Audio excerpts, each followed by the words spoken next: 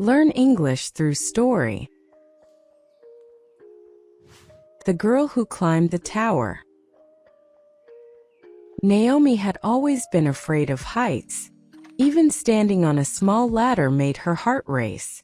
But when she moved to a new town, she discovered something incredible. The Sky Tower, a breathtaking observation deck with glass floors and a view of the entire city. Her new friends Ava and Liam loved visiting the tower. "Come with us tomorrow," Ava said. "The view is amazing at sunset." Naomi hesitated. Just thinking about it made her palms sweat. But she didn't want to keep running from her fear. The next evening they arrived at the tower. From the outside it looked endless, disappearing into the sky. Naomi swallowed hard. "You don't have to do this," Liam said. But Naomi shook her head. "I do." She stepped into the elevator. The moment the doors closed, her heart pounded. The numbers on the screen climbed higher and higher. Floor 10, floor 20, floor 50. When the doors opened, Naomi froze. The observation deck had glass walls, a glass ceiling, and a glass floor. She could see all the way down to the streets below.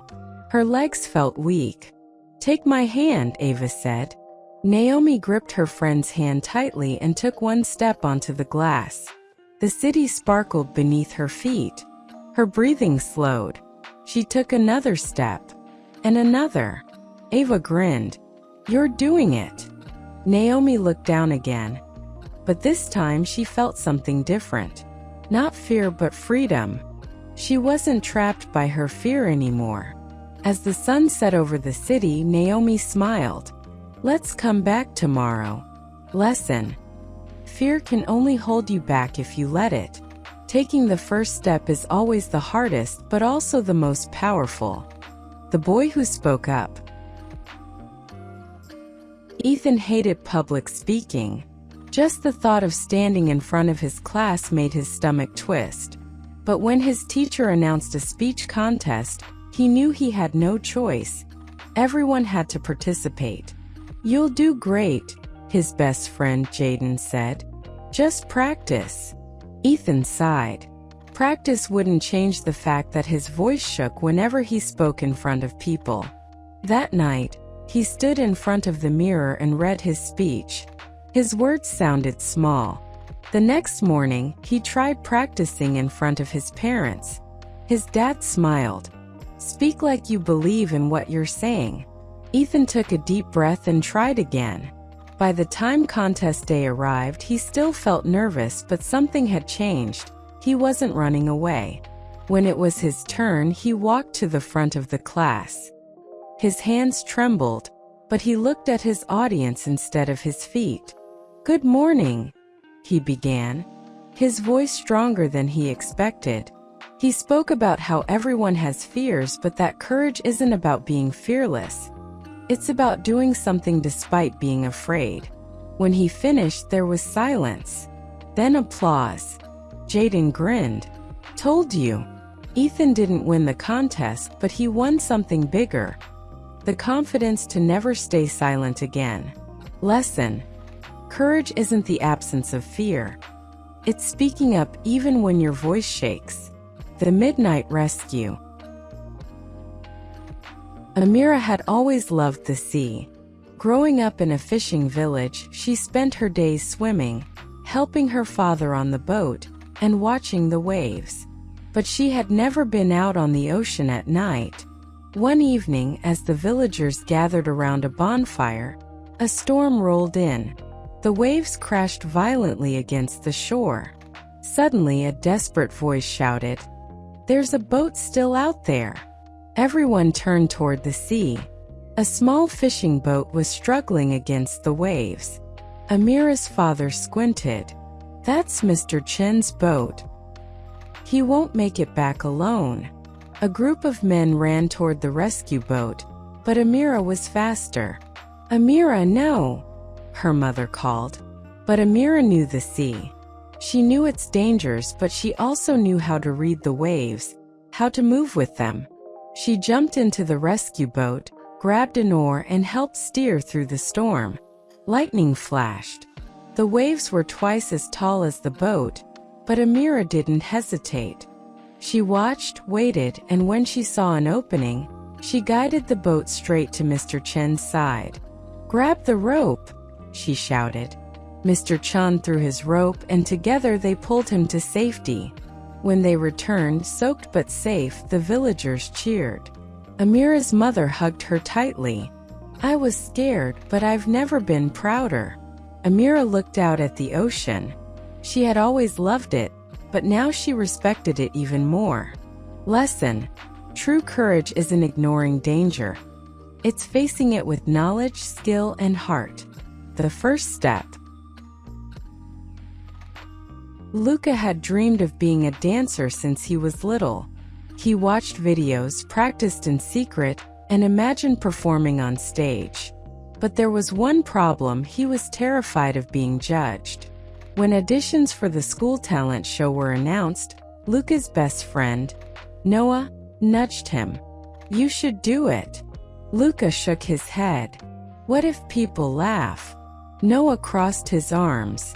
"And what if they don't?" That night, Luca stood in front of his mirror. He took a deep breath, turned on the music and danced. He moved with passion like no one was watching.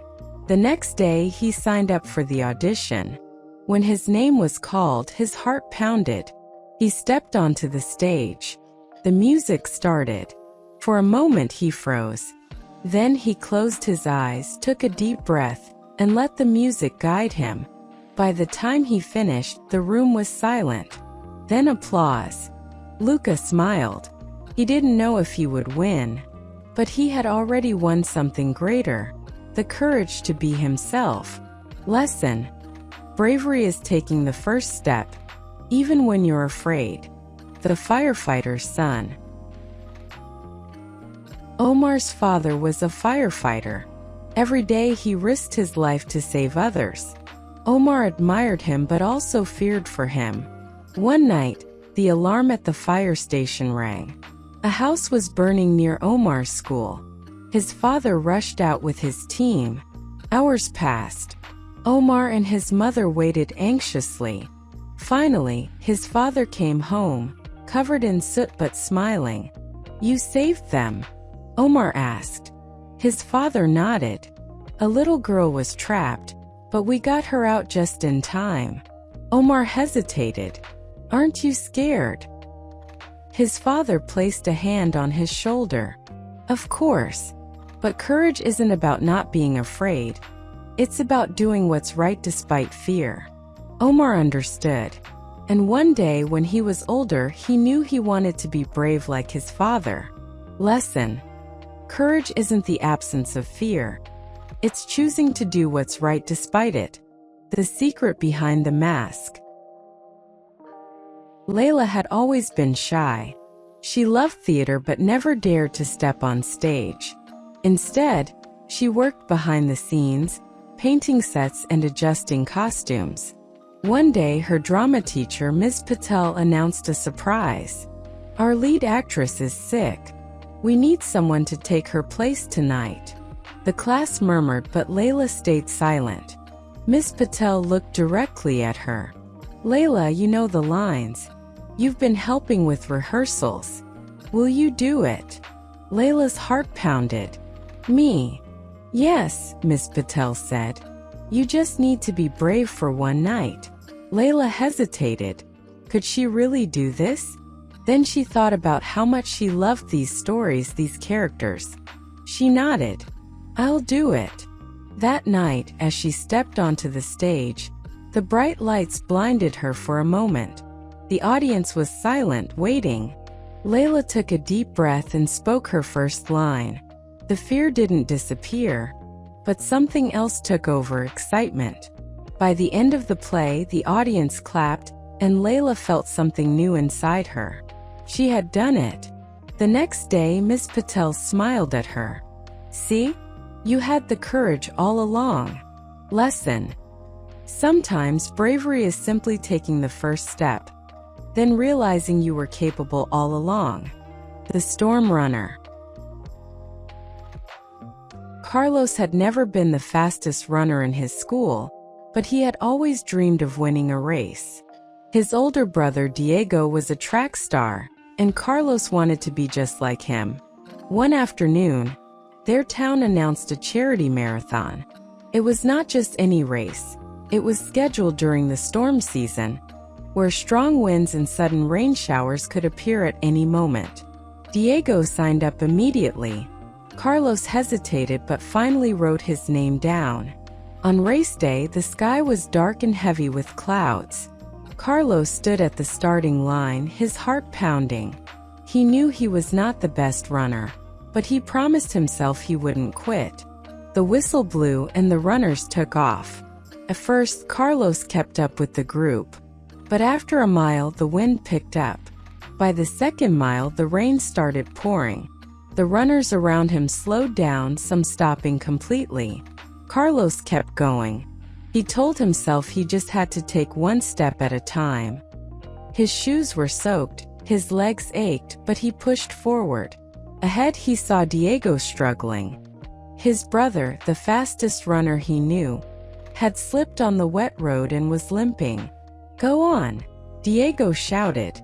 "Don't stop for me." But Carlos did stop. He ran back, helped Diego to his feet, and put his brother's arm around his shoulder. Together they kept moving. They crossed the finish line last, but the entire crowd cheered louder than ever. The mayor even called them to the stage. "Today we didn't just see a race," he said. "We saw true courage."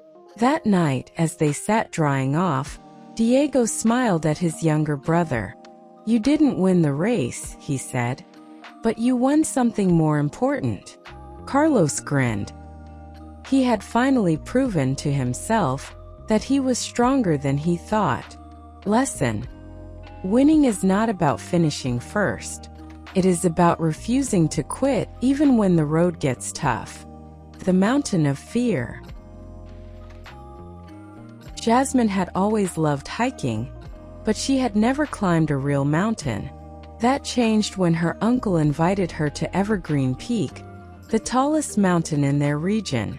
First she was excited, but when she arrived, she looked up at the towering cliffs, the sharp rocks, and the endless path ahead. Suddenly she felt something she had never felt before: fear. "I can't do this," she whispered. Her uncle smiled. "You don't have to climb the whole mountain at once," he said. "Just take it one step at a time."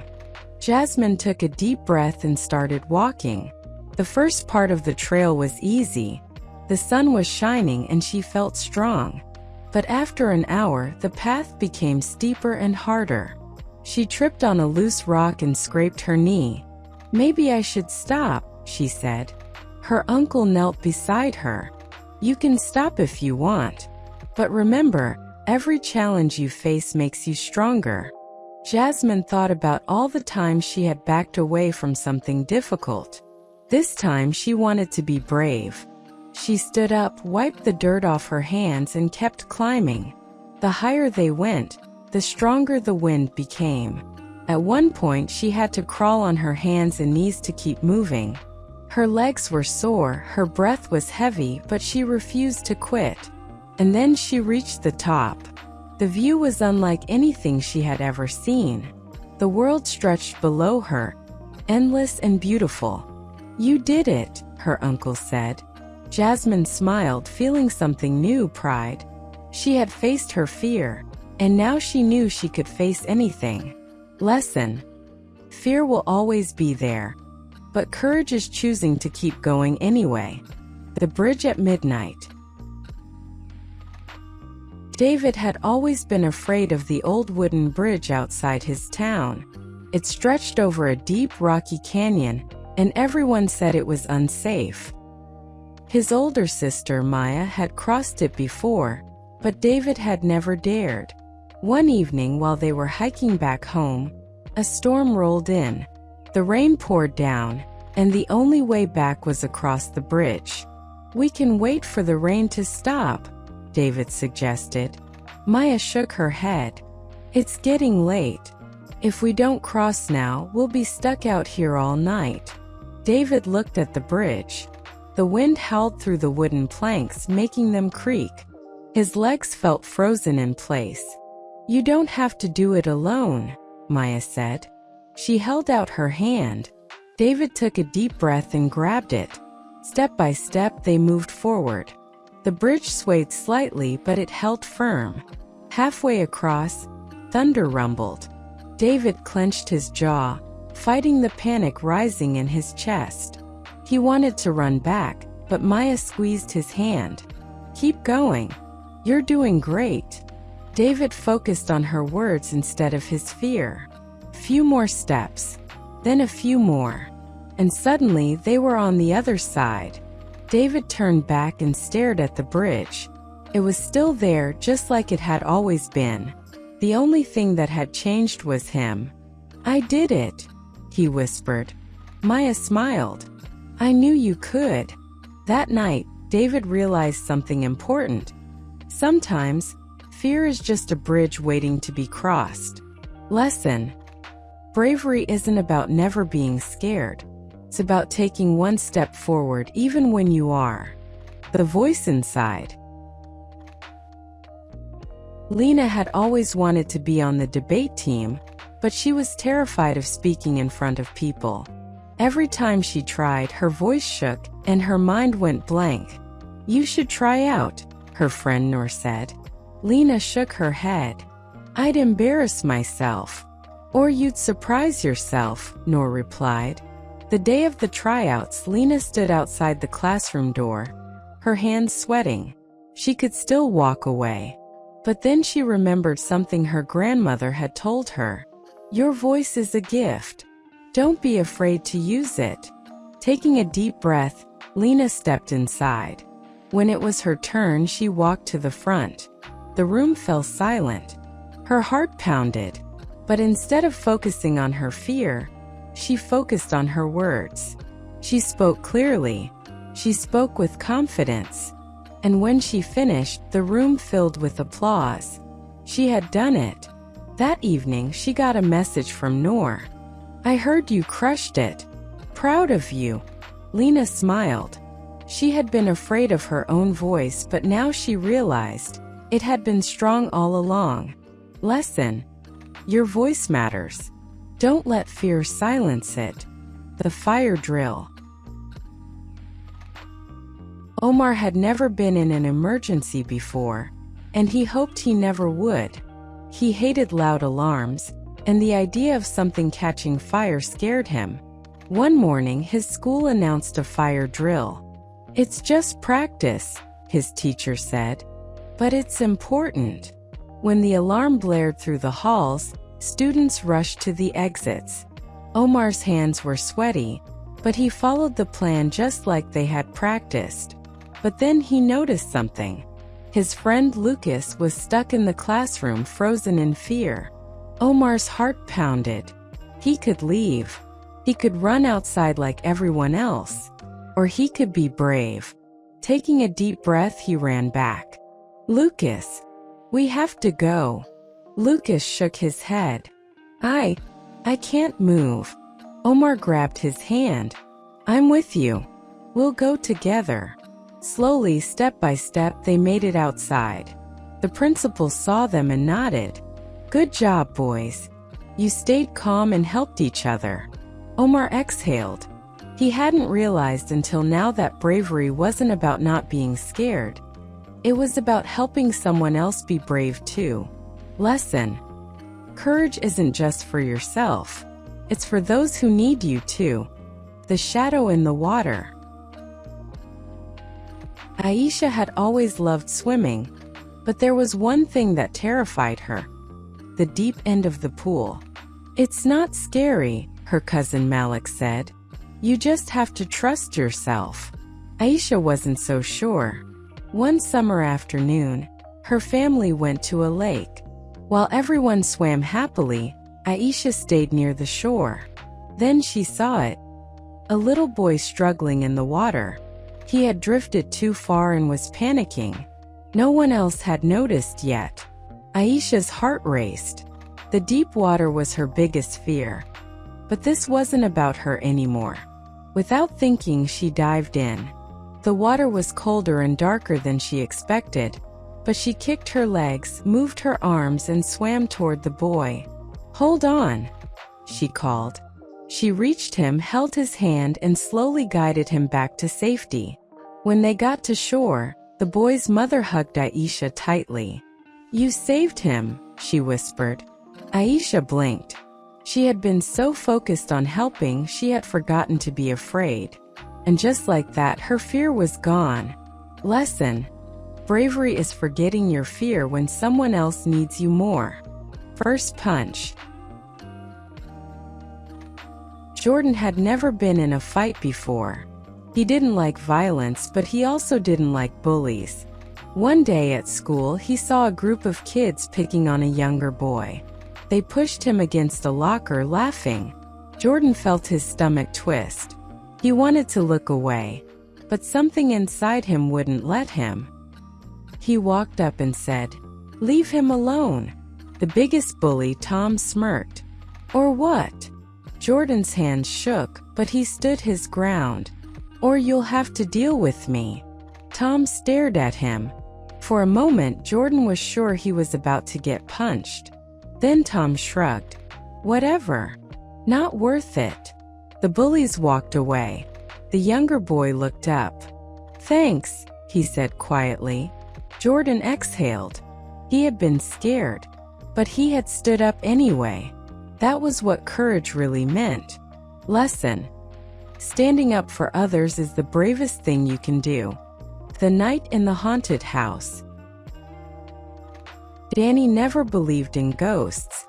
While other kids in her neighborhood told stories about the old abandoned house at the end of the street, she rolled her eyes. "There's no such thing as ghosts," she always said. But then her best friend Leo challenged her. "If you're so sure, why don't you spend the night there?" Danny hesitated. The house was falling apart, with broken windows and vines crawling up the walls. Nobody had lived there for decades. The neighborhood kids claimed that strange sounds came from inside at night, whispers that had no source. Still, Danny wasn't one to back down from a challenge. "Fine," she said. "I'll do it." The next evening, armed with only a flashlight, a sleeping bag, and a notebook, Danny pushed open the creaky front door and stepped inside. The floorboards groaned beneath her feet. Dust swirled in the air. "It's just an old house," she whispered to herself.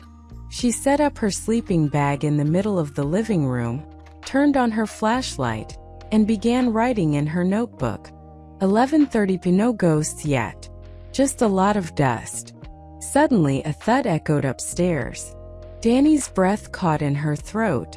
"Probably just the wind," she muttered. But her hands trembled as she picked up her flashlight and shined it toward the staircase. Then a whisper. It was soft, barely there. A faint hissing sound like someone breathing through the walls. Danny's heart pounded. For the first time, she wondered if maybe, just maybe, the stories were true. But she took a deep breath. "If I run now, I'll never prove anything." Slowly, she climbed the stairs. Each step creaked louder than the last. At the top, she saw a long hallway with 3 doors, each slightly open. The whispering sound grew louder. Danny stepped forward. Suddenly, the door at the end of the hall slammed shut. She jumped back, her flashlight shaking. "Okay," she whispered. That was definitely real. But instead of running, she forced herself to think logically. Could it be an old draft? An animal? She needed proof before she panicked. Carefully, she pushed the door open again. The room inside was empty, except for an old diary lying on the floor. Danny hesitated, then picked it up. The pages were yellowed and fragile. The last entry read, "I hear them whisper at night. They want me to leave, but I won't." Danny's skin prickled. Maybe she wasn't alone. Maybe she never had been. But instead of running, she whispered back, "I'm not afraid of you." The house was silent. The next morning, she walked out as the first kid in the neighborhood to ever last the whole night. She never told anyone what happened, but from that day on, the whispers never returned. Lesson: fear only has power if you let it. Sometimes facing the unknown is the bravest thing you can do. The fire on Maple Street. Jonah had always admired firefighters. He watched them drive past in their red trucks, imagined what it would be like to wear their heavy gear, and dreamed of saving people. But in real life, Jonah wasn't brave. He hated loud noises, flinched at sirens, and panicked whenever something unexpected happened. "You don't have to be a hero," his mother always told him. "Just be yourself." But then one night everything changed. It was 2:15 a.m. when Jonah woke to the smell of smoke. First he thought he was dreaming, but then he heard shouting outside. He jumped out of bed and ran to the window. Across the street, the Martinez family's house was on fire. Flames crawled up the side of the building, thick black smoke billowing into the sky. Jonah's stomach twisted. He saw Mr. and Mrs. Martinez outside with their daughter, but they were screaming for someone inside. "Mateo!" Mrs. Martinez sobbed. "He's still inside." Jonah's chest tightened. Mateo was only 6 years old. His legs felt frozen. His mind screamed at him to stay put, to wait for the firefighters. But then he saw Mrs. Martinez collapse in fear, and something inside him snapped. Before he could think, Jonah grabbed his hoodie, soaked it in water from the sink, and ran outside. "Jonah, no!" his mother shouted. But he had already sprinted toward the burning house. The heat was overwhelming. Smoke burned his eyes, but he crouched low, just like he had seen in safety drills. "Mateo!" he called. A faint cough came from the hallway. Jonah followed the sound and found Mateo curled up under a table, crying. "It's okay," Jonah said. "I've got you." He picked up the little boy and ran as fast as he could. By the time he reached the front door, firefighters had arrived. A strong pair of hands pulled him and Mateo to safety. As soon as they were outside, Mrs. Martinez grabbed her son and sobbed with relief. Jonah coughed, his lungs burning. His hands shook from the adrenaline. But when he looked up, one of the firefighters was smiling at him. "You're braver than most people I know," the firefighter said. "You saved a life tonight." Jonah's chest swelled with pride. Maybe he was braver than he thought. Lesson: you don't have to feel brave to be brave. Sometimes courage comes when it's needed most.